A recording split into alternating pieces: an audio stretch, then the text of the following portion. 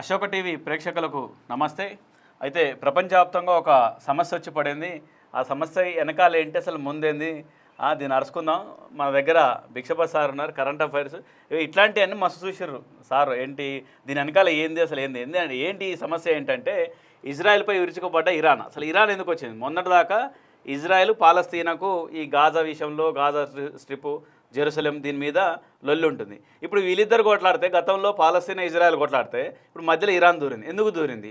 అసలు మళ్ళీ వీళ్ళిద్దరు దూరితే, వీళ్ళిద్దరు కొట్లాడుకుంటుంటే, వీళ్ళు ముగ్గురు కొట్లాడుకుంటుంటే మళ్ళీ మధ్యలో అమెరికా వస్తుంది, ఆ తర్వాత రష్యా వస్తుంది. అసలు ఏంది దీని కథ ఏందో ఒకసారి సార్ భిక్షపతి సార్ అంటారు. ఏం సార్ అసలు ఏంది ఈ కథ, ఏంది ఈ బాంబులేంది, ఆ క్షిపణులేంది, ఆ ఏసులేంది? యాక్చువల్గా 2015 సంవత్సరంలో ఇరాన్ దేశం అమెరికా మధ్య ఒక ఒప్పందం జరిగింది సార్, అణు ఒప్పందం జరిగింది. సో తర్వాత డొనాల్డ్ ట్రంప్ వచ్చిన తర్వాత అణు ఒప్పందం నుండి ఇట్లా ఇరాన్ బయటపడడం ఇవన్నీ జరిగినాయి.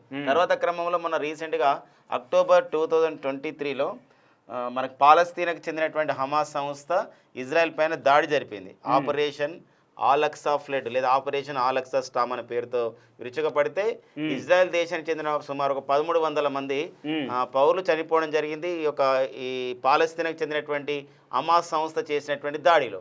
అలాంటప్పుడు వెంటనే ఇజ్రాయెల్ తేరుకొని ఏం చేసిందంటే వెంటనే ఒక ఆపరేషన్ ఐరన్ స్వార్డ్స్ అనే పేరుతో మనకి పాలస్తీనా పైన, గాజా ఇలాంటి ప్రాంతాల పైన దాడి జరిపింది. సుమారు ఒక 30,000 మందిగా పాలస్తీనీలు ఆ విధంగా చనిపోవడం జరిగింది. చాలా లక్షలాది మంది నిరాశ్రయులయ్యారు. అయితే ఇంకొక విషయం ఏంటంటే ఇక్కడ ఇరాన్ దేశం ఏంటంటే ఎందుకని ఇక్కడ వచ్చిందని అంటే, ఈ పాలస్తీనా ఇజ్రాయెల్ క్రైసిస్లో ఇరాన్ దేశం మద్దతు ఇస్తున్న ఒక సంస్థ ఉంది, హౌతీ అనే సంస్థ.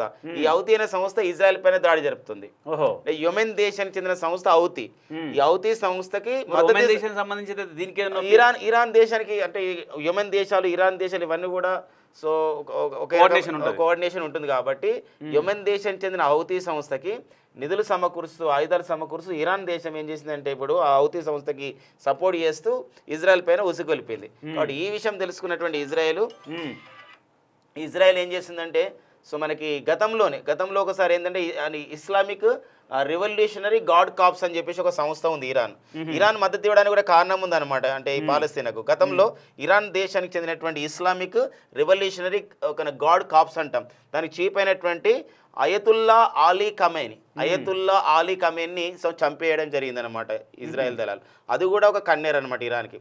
సో అలాంటి నేపథ్యంలో వెరీ రీసెంట్గా మనకి సిరియా దేశ రాజధాని డమస్కస్లో ఇరాన్ దేశ సంబంధించిన దౌత్య కార్యాలయం ఎంబసీ పైన దాడి జరపడం, అందులో 10 మందికి పైగా వాళ్ళు చనిపోవడం కూడా జరిగింది ఇరాన్ దేశీయులు. అలాంటి నేపథ్యంలో ఇది యుద్ధానికి బీజం పడింది అనమాట. మరి ఇప్పుడు రెండో కొట్టడం కూడా మూడోడు దూరిండు. ఇప్పుడు వీళ్ళు దూరటంతో అసలు ఏంది, ఇప్పుడు ఓ పక్కనేమో ఈ 3 దేశాల మధ్య యుద్ధం జరుగుతుంది, మరో పక్క వచ్చేసి అటు ఉక్రెయిన్, రష్యా మధ్యలో జరుగుతుంది. ఇక దీంతో ఏమన్నా మూడో ప్రపంచ యుద్ధం ఏమన్నా తగలబడుతుందా ఏంటి? అవును సార్, ఇది మూడో ప్రపంచ యుద్ధానికి పలుకొచ్చి. అయితే మరి వెరీ రీసెంట్గా అందిన డేటా ప్రకారం ఏంటంటే ఇరాన్ తన యుద్ధాన్ని ఆపివేసినట్టు ప్రకటించింది. కారణం కూడా ఉంది. ఎందుకోసం అంటే ఊహించని విధంగా ఇజ్రాయెల్కు మద్దతు పెరిగింది ప్రపంచవ్యాప్తంగా. పర్టికులర్గా అమెరికా ఒక్కటే కాదు, ఇప్పుడు అమెరికా నేతృత్వం ఉన్నటువంటి G7 దేశాలు కూడా మద్దతు ఉన్నాయి. కాబట్టి ఇప్పుడు ప్రకటించడం జరిగింది. అంటే ఇరాన్ దేశం ఏదైతే మనకి ఇరాన్ దేశం షాషెట్ 136 కమరేజ్ డ్రోన్లని ఒక 300 డ్రోన్లను పంపిస్తే అవన్నిటిని కూడా మేము నిలుపుదల చేసాం, ఇజ్రాయెల్ పైన దాడి కాకుండా చేసాం, మధ్యలోనే ఆపేసాం ఆ సాంకేతికత అని చెప్పేసి అమెరికా, బ్రిటన్ దేశాలు ప్రకటించిన నేపథ్యంలో సో ఇరాన్ మాత్రం ఏంటంటే మేము యుద్ధాన్ని నిలుపుదల చేసినట్టు చెప్పడం జరిగింది. ఒకవేళ మళ్ళీ ఇజ్రాయెల్ కవ్వింపు చర్యలు చేపడితే మేము మళ్ళీ యుద్ధానికి సై అని చెప్పేసి ఇరాన్ అనడం జరిగింది అనమాట. ఇది మనకు జరుగుతున్న పరిణామం. సో ప్రపంచ దేశాలు చాలా విశ్లేషకులు భావిస్తున్నారు అంటే ఇది 3వ ప్రపంచ యుద్ధానికి నాంది కావచ్చు అని చెప్పేసి అన్నారు. గతంలో కూడా మనకి 2022 ఫిబ్రవరిలో రష్యా ఉక్రెయిన్ సంక్షోభం కూడా దానికే దారి తీసింది అన్నారు. కానీ బట్ అది ఇంకా కొనసాగుతూ ఉంది, కానీ ఏం లేదు. మొత్తానికి ప్రస్తుత ప్రపంచం అనేది ఇక్కడ చాలా దేశాల ఈ 2 సంఘటనలతోని అంటే అక్కడ రష్యా ఉక్రెయిన్ అండ్ ఇక్కడ ఇరాన్, తర్వాత పాలస్తీనా ఇజ్రాయెల్ అండ్ ఇజ్రాయెల్ ఇరాన్ అనేది యుద్ధం అనేది యుద్ధాల అంటే దేశాల మధ్య మరింతగా సంక్షోభాన్ని దారితీసింది. సంక్షోభంలో ఉన్న దేశాలు మరింత సంక్షోభంలోకి వెళ్ళిపోయి ఇది ప్రపంచం పైన ప్రభావం ఖచ్చితంగా చూపించే అవకాశం అయితే ఉందని చెప్పొచ్చు సార్. ఓకే, ప్రపంచం మీద తో పాటు మన మీద ఎట్లా ప్రభావం ఉంటుంది మన దేశం మీద? మనం అంటే ఇక్కడ ఇరాన్ దేశంతో అండ్ ఇజ్రాయెల్ దేశం రెండు దేశాలతో కూడా మన స్నేహపూర్వక సంబంధాలని చేస్తున్నాం. మరొక విషయం ఏంటంటే ఇక్కడ ఇరాన్ దేశంలో కూడా మన భారతీయులు పనిచేస్తున్నారు అక్కడ వివిధ రంగాల్లో. అండ్ ఇజ్రాయెల్ దేశంకి మరింత స్నేహపూర్వకంగా ఉన్నాయి. సో మనదైతే మనకు ఒక ఏంటి ఇరు దేశాలతో స్నేహపూర్వక వైఖరి ఉండాలని మనం భావిస్తున్నాం.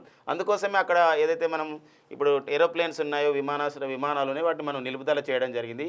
మనం అక్కడ ఉన్నటువంటి మన భారతీయులను కూడా జాగ్రత్తగా ఉండండి అని చెప్పేసి మన విదేశాంగ శాఖ కూడా సూచించడం జరిగింది. ఓకే, ఇప్పుడు ఇరాన్ దూరింది కదా ఇప్పుడు ఇజ్రాయెల్ మీదకి. ఇప్పుడు అమెరికా వాళ్ళు ఎంటర్ అయితే నేను కూడా వస్తా అంటున్నాను రష్యా. అసలు దీని వెనకాల ఉన్న కోల్డ్ వార్ ఏంది అసలు ఏంటని? అంటే అమెరికాకు రష్యాకు మనకి కోల్డ్ వార్ నడుస్తూ ఉంది సార్. ఇప్పుడు జరుగుతున్నటువంటి రష్యా ఉక్రెయిన్ యుద్ధం అనేది అది పేరుకే మనకి రష్యా ఉక్రెయిన్ యుద్ధం. బట్ అక్కడ ఇండైరెక్ట్గా పాల్గొంటుంది ఉక్రెయిన్కి ఫుల్గా సపోర్ట్ చేస్తుంది అమెరికా నేతృత్వంలో నాటో దళాలు. నాటోలో ఉన్న 32 దేశాలు కూడా ఉక్రెయిన్ సపోర్ట్ చేస్తున్నాయి. సో ఆ క్రమంలో మేము అమెరికాకు వ్యతిరేకంగా చర్యలు చేపడతామని చెప్పేసి రష్యా ప్రకటించింది అనమాట.